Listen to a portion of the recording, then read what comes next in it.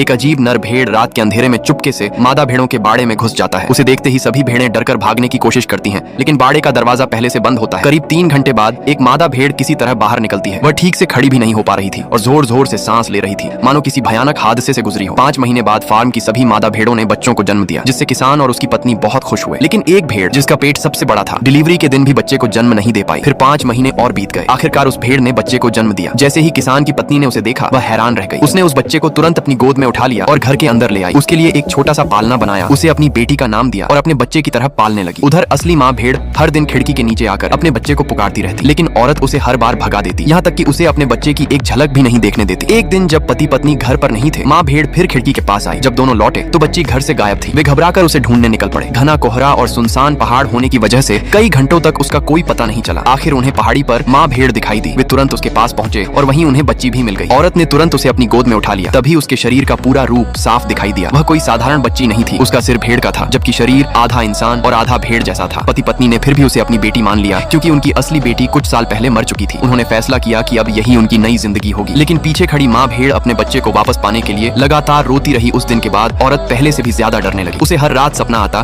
कि भेड़ों का झुंड उसकी बेटी को छीनने आ रहा है। एक रात फिर उसने खिड़की के नीचे माँ भेड़ की आवाज सुनी। इस बार उसने हमेशा के लिए उसका पीछा छुड़ाने का फैसला कर लिया। वह बंदूक लेकर बाहर निकली और माँ भेड़ को गोली मार दी। लेकिन यह सब घर लौटे उसके देवर ने देख लिया। घर के अंदर आते ही उसकी नजर उस आधी इंसान और आधी भेड़ जैसी बच्ची पर पड़ी, जिसे देखकर वह पूरी तरह हैरान रह गया। उसे लगा कि उसके भाई और भाभी अब इस बच्ची के मोह में अंधे हो चुके हैं। अगले दिन उसने बच्ची की परीक्षा लेने के लिए उसे घास खाने को कहा। बच्ची बिना कुछ सोचे झुककर मुंह से घास खाने लगी। यह देखकर उसका भाई बहुत गुस्सा हो गया और बच्ची को तुरंत अपने साथ ले गया। कुछ दिनों बाद देवर ने भी धीरे धीरे उस बच्ची को अपना लिया। पूरा परिवार फिर से खुशी खुशी रहने लगा। लेकिन एक दिन बच्ची ने बाहर एक अजीब भेड़ आदमी को देखा। उसे देखकर वह डर गई और भागकर घर के अंदर आ गई। जब उसने आईने में खुद को देखा, तब उसे एहसास हुआ कि वह उसी भेड़ आदमी जैसी दिखती है। उधर वह भेड़ आदमी धीरे धीरे उनके घर के करीब आता जा रहा था। एक दिन जब पिता बच्ची को लेकर बाहर घूम रहे थे, तभी अचानक गोली चलने की आवाज गूंजी। वह भेड़ आदमी दरअसल बच्ची का असली पिता था। वह अपनी बेटी को वापस ले जाने आया था। गोली लगने से पिता जमीन पर गिर पड़े। बच्ची रोते हुए उनसे लिपट गई, लेकिन भेड़ आदमी ने उसका हाथ पकड़ लिया और अपने साथ चलने को कहा। पिता ने आखिरी बार बच्ची का हाथ पकड़ने की कोशिश की, लेकिन वह जानते थे कि वह किसी और की संतान है। आखिरकार बच्ची अपने असली पिता के साथ चली गई। जब उसकी माँ वहाँ पहुंची, तब तक बहुत देर हो चुकी थी। पति की मौत हो चुकी थी और उनकी बेटी हमेशा के लिए जा चुकी थी। वह अकेली मैदान में खड़ी फूट फूट कर रोती रही, क्योंकि अब उसकी दुनिया पूरी तरह उजड़ चुकी थी।